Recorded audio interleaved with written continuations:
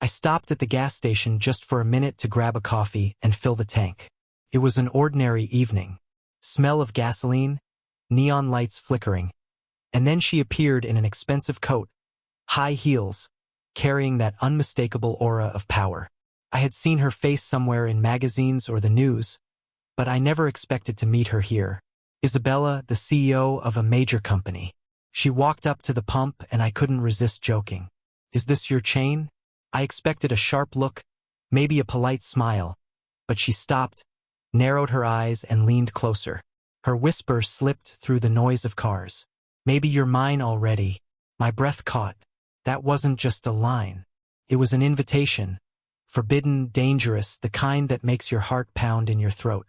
She looked straight at me, unblinking, waiting for my reaction. My fingers trembled on the fuel nozzle.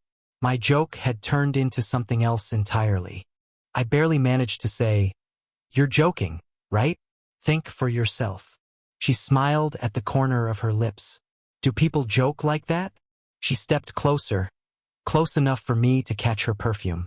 Dark, intoxicating, inescapable. Every move she made was calculated yet playful, predatory, and I realized I was no longer in control. The tank finally filled, and I hurried to put the nozzle back, trying to distract myself from the gaze that stripped me to the bone. But then she moved again. Her hand brushed my tie. She straightened it, though it didn't need fixing. Her fingers lingered too long, tracing a heat that stayed behind. "You look like you're afraid of me," she whispered. "Shouldn't I be?" I exhaled. "Maybe, but it's far more interesting not to run away, to stay." Her words hovered between us like a spark about to ignite everything around. People were there, cars drove past, but in that moment the world disappeared. Only her eyes, only her voice. It felt like standing at the edge of a cliff, someone whispering, "Jump!" I wanted to say something, but no words came. She reached into her coat pocket, pulled out a silver business card, and placed it in my hand, covering my fingers with hers. The touch lingered longer than it should have. "Tomorrow, 3 o'clock, my office, if you dare." She turned as if nothing unusual had happened, stepped into a black car and drove off, leaving me in a hollow silence. I stood there clutching the card, unsure if it had been a dream, a trap, or the beginning of something forbidden. But inside, a fire was already burning, and I knew one thing for certain. Tomorrow I would go. The next day, the silver card burned in my pocket like a secret I wasn't supposed to hold. Every time I looked at it, I heard her whisper again. "Tomorrow, 3 o'clock, my office, if you dare," felt less like an invitation and more like a command. And yet I couldn't stay away. When I entered the skyscraper, I felt out of place immediately. Glass walls, marble floors, men in tailored suits rushing past, and then there was her office top floor. The receptionist barely looked at me before saying, "She's expecting you." Those words alone made my pulse race. When I walked in, Isabella was already standing by the window, the city stretching endlessly behind her. A red silk blouse, black skirt, glasses resting on her nose, the very picture of control. Yet when she turned toward me, the smile that curved her lips was anything but professional. "You came," she said softly. "I wondered if you'd have the nerve." "I wasn't sure I should," I admitted. "That makes it better." She gestured to the chair opposite her desk. "Sit or stand. I like both." Her tone was playful, but her eyes, those eyes held something sharp, something dangerous. She wasn't just testing me. She was peeling me open layer by layer. She poured 2 cups of coffee from a sleek silver pot, sliding one toward me. I reached, but in my nervousness, my hand jerked and a drop spilled onto my sleeve. I muttered an apology, but before I could dab it with a napkin, she was already beside me. Her fingers brushed my wrist as she pressed the cloth gently against my arm. It wasn't necessary. It was deliberate. Her touch lingered just a moment too long. I froze, feeling that forbidden current spark between us again. She leaned closer, her voice barely above a whisper. So honest, so unpolished. "Do you know how rare that is in my world?" I swallowed hard. "I don't think I belong in your world." She tilted her head, smiling faintly. "That's exactly why you do." Her hand was still on my sleeve. She didn't move it. She didn't need to. The silence was louder than words. Felt like if I even breathed wrong, something irreversible would happen. I pulled back slightly, desperate to regain some balance. But she only laughed low and amused. "Relax," she said. "If I wanted to scare you off, I'd have let security escort you out." "And what do you want instead?" I asked. Her smile deepened. "To see how far you'll go before you run." The air in the office thickened, charged. My pulse thudded so loud I thought she could hear it. She returned to her desk, sipping her coffee as if nothing had happened. But her eyes never left mine. "You're not here by accident," she said finally. "Remember that. You chose this and you'll keep choosing." I wanted to protest, to claim she was wrong. But deep down I knew she wasn't. I had chosen this.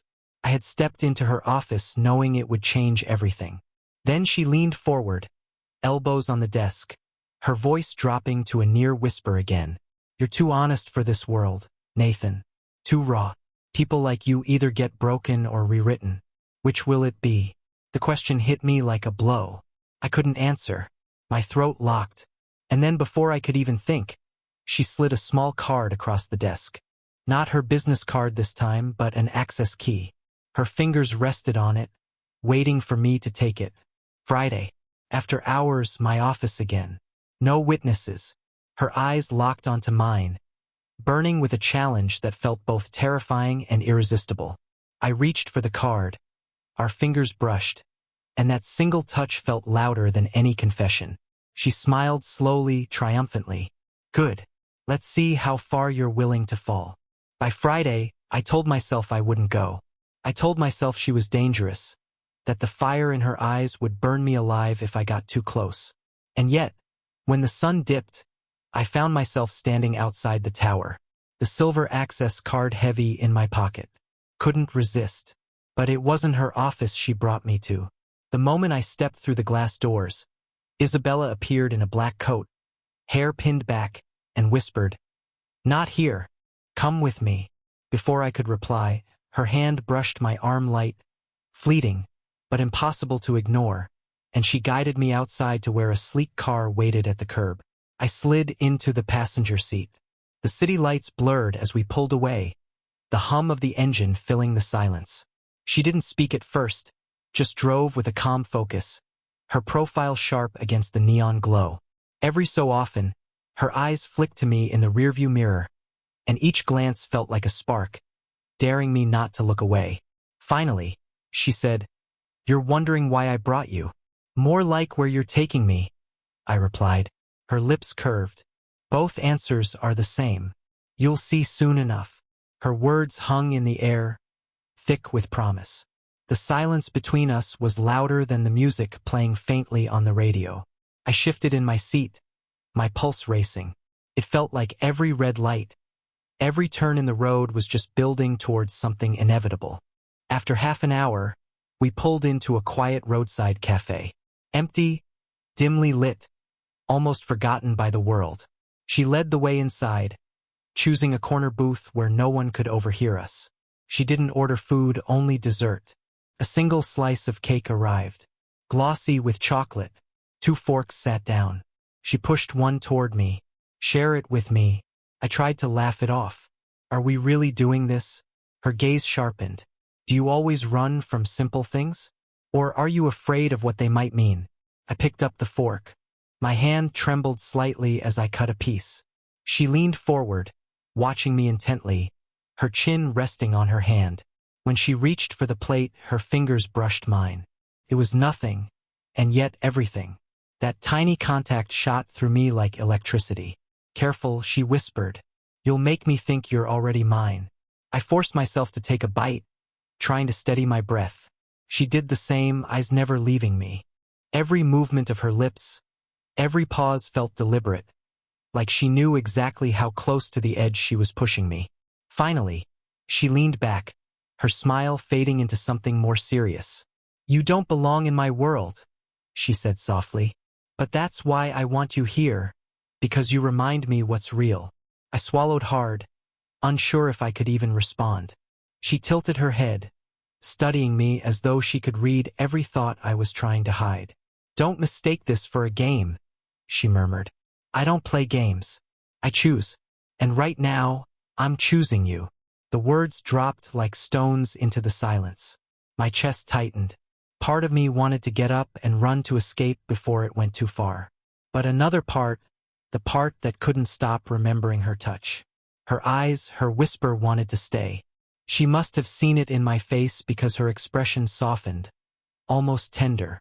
She reached across the table, her fingers brushing mine again, lingering this time. "You're not ready," she said quietly. "But you will be." The cafe door chimed as someone entered, breaking the moment. She withdrew her hand slowly, her eyes locking on mine one last time before she stood. "Let's go," she said simply. Outside, the night pressed close, thick with unspoken words. And as she led me back to the car, I realized something terrifying and thrilling at once. I wasn't afraid of her anymore. I was afraid of myself, of how much I wanted to keep following her. The office was almost empty when I arrived. The city outside was swallowed by night. Only the scattered glow of windows and the hum of traffic below breaking the silence. When the elevator doors opened on the top floor, I expected bright lights and the sharp edge of business. Instead, the space was dim. Only a single lamp glowed near the wide glass wall. Isabella was there, sitting on the edge of the desk with a glass of wine in her hand. Her heels rested against the polished wood, her silhouette outlined by the city lights. She didn't turn as I entered. She just said, "You came again." I hesitated at the door. Maybe I shouldn't have. Finally, she looked over her shoulder, her eyes catching mine in the shadows. "Maybe that's why you did." Her voice was low, rich, dangerous. I closed the door behind me, and suddenly it felt like the whole world was locked out. She swirled the wine in her glass, watching it like it held secrets. Then she stood, moving closer with that same unhurried grace that both terrified and pulled me in. She handed me the glass. Her fingers brushed mine as she let it go. But instead of stepping back, she remained near. So close I could feel her presence even before I dared to breathe in. "Drink," she whispered. I obeyed, my throat tightening around the taste. The wine was strong, but her gaze was stronger. She tilted her head, studying me with a smile that wasn't a smile at all. "You keep coming back. Do you even know why?" "I don't think I do," I admitted. "Yes, you do." She stepped forward, closing the last inches between us. The lamp light caught the curve of her cheek, the sharp line of her jaw. Her hand rose, almost touching my face. Almost. She stopped just shy of my skin, her fingers hovering in the air. That almost burned more than contact ever could. "You're not afraid of me anymore," she said. "You're afraid of what happens if you let me too close." Couldn't deny it. My chest rose and fell too quickly, my hands tightening at my sides. I wanted to move, to say something, but the weight of the moment kept me still. She leaned in, her lips near my ear, her breath warm. One word, "Stay or go." The room spun around me. All I could hear was her voice. All I could feel was the heat radiating between us. I thought if I turned my head even slightly, our lips would meet and everything would shatter. I whispered, almost involuntarily, "Stay." Her laugh was soft, almost disbelieving, but it carried a dangerous satisfaction. She pulled back just enough to look into my eyes, then understand. There's no going back from this.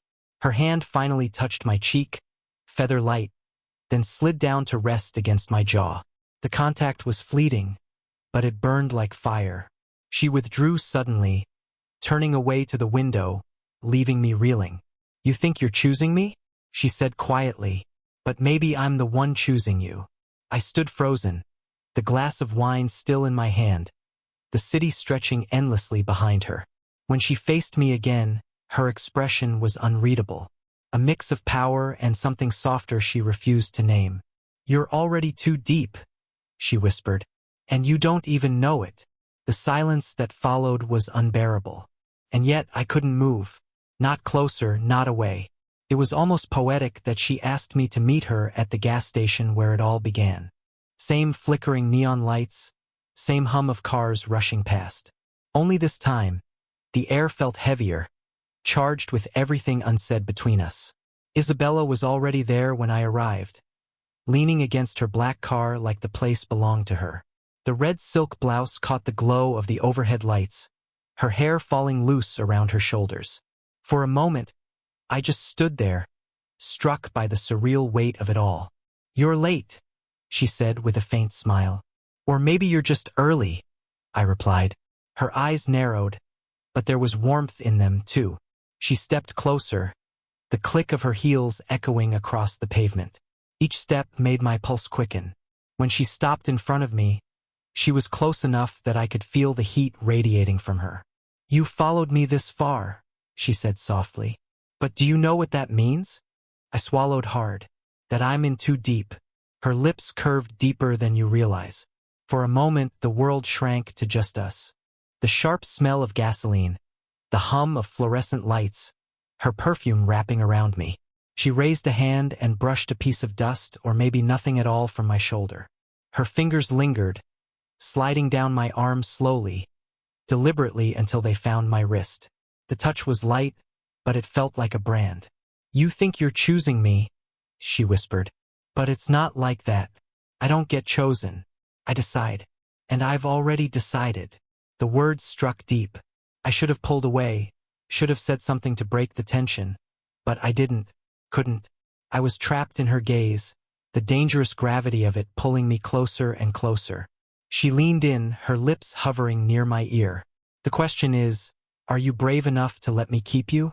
My chest tightened, the world tilted. It would take nothing, one wrong breath, one movement, for everything to collapse into something neither of us could undo. I whispered, barely audible. "And if I say no," her laugh was low, almost tender, but there was steel in it. "Then you'll spend the rest of your life wondering." The silence that followed was unbearable. I could hear my own heartbeat, loud and frantic, as if the entire station had gone quiet just to listen. Her face was so close now, the curve of her mouth, a temptation sharper than any blade. Then suddenly, she stepped back, releasing my wrist. The cold rush of air where her touch had been made me shiver. She reached into her coat pocket, pulled out her car keys, and dangled them loosely between her fingers. "You still have a choice," she said. "Walk away now and you'll be free. Stay, and you'll never be the same again." I stood frozen, the neon glow washing over us, the hum of the city pressing in. Every instinct told me to leave, but every part of me that had followed her this far screamed to stay. She tilted her head, watching me with that unreadable expression, half power, half something dangerously close to tenderness. "Well," she whispered. The world seemed to hold its breath. I took a single step toward her, and that's where it ended. Suspended in the air between us, on the edge of something forbidden. Something that could never be taken.